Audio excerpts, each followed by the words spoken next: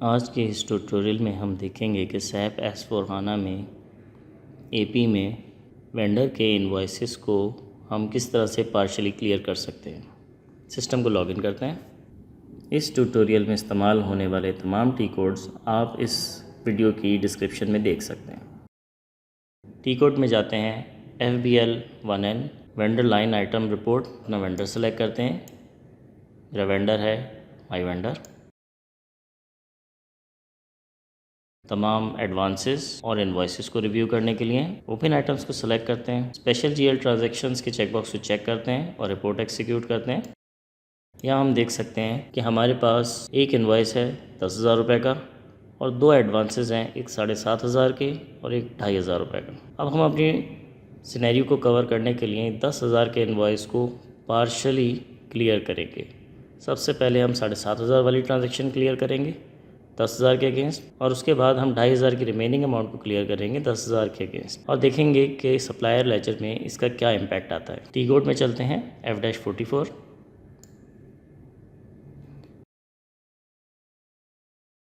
Vendor select करते हैं, my vendor.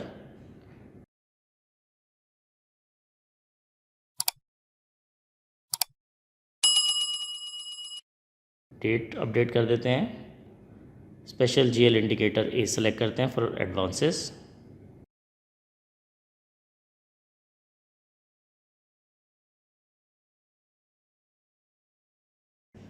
Warning को बाईपास करने के लिए इंटर प्रेस करते हैं।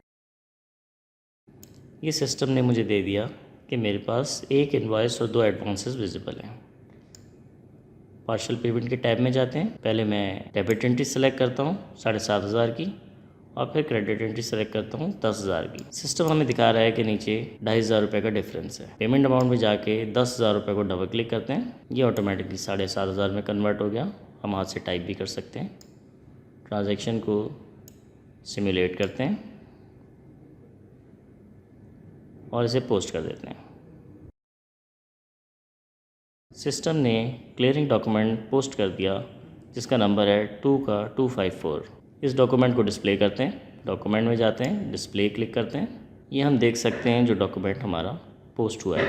जर्नल लेजर व्यू को क्लिक करते हैं और ये हमें दिखा रहा है सिस्टम कि कौन से जर्नल लेजर्स हिट हुए हैं। अब हम जाते हैं वेंडर लाइन आइटम रिपोर्ट में FBL1N और देखते हैं कि इस पार्शल क्लियरेंस का हमारे पास सिस्टम में क्या इम्पैक्ट आया। वेंडर हमारा सिलेक्टेड है, ऑल आइटम्स, और अपनी डेट डिफ़ाइन कर देते हैं। शॉर्टलिस्ट कर लेते हैं अपने डेटा को डेट डिफ़ाइन करके। स्पेशल GL ट्रांजैक्शंस क्लिक होना चाहिए यहाँ पे, क्योंकि हम ओवरऑल इस वक्त ट्रांजैक्शंस को देखेंगे, एडवांसेस और इनवॉइसेस को।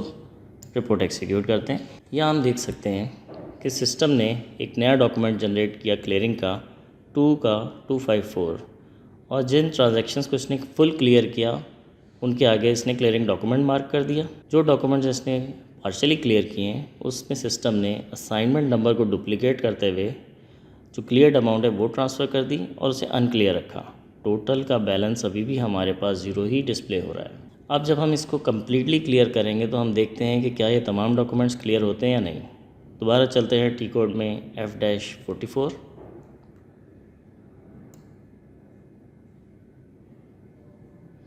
वेंडर सेलेक्ट करते हैं। स्पेशल GL इंडिकेटर सेलेक्ट करते हैं अपना। डेट अपडेट करते हैं।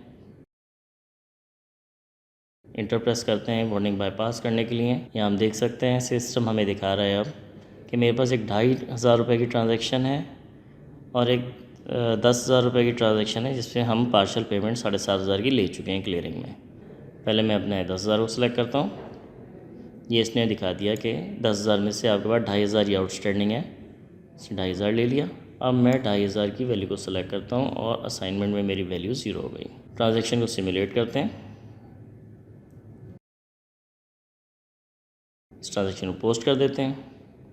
हम देख रहे हैं कि हमारा नया क्लियरिंग डॉक्यूमेंट जनरेट हो गया 2 का 255। इस डॉक्यूमेंट को डिस्प्ले करते हैं। डॉक्यूमेंट में जाते हैं, डिस्प्ले को क्लिक करते हैं। हम देख सकते हैं जो ट्रांजैक्शन पार्क हुई।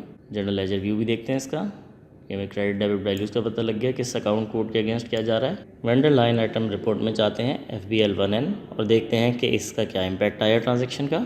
ऑल आइटम सेलेक्ट करते हैं, डेट डिफाइन करते हैं, स्पेशल GL ट्रांजैक्शंस चेक होना चाहिए। रिपोर्ट एग्जीक्यूट करते हैं।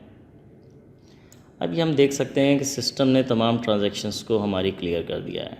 जो नया डॉक्यूमेंट हमारा जनरेट हुआ था 255 वो हमारे तमाम डॉक्यूमेंट्स में मार्क हो गया है। जिस डॉक्यूमेंट को इसने कम्प्लीटली क्लियर किया है और तमाम डॉक्यूमेंट्स हमारे क्लियर स्टेटस पे आ गए हैं।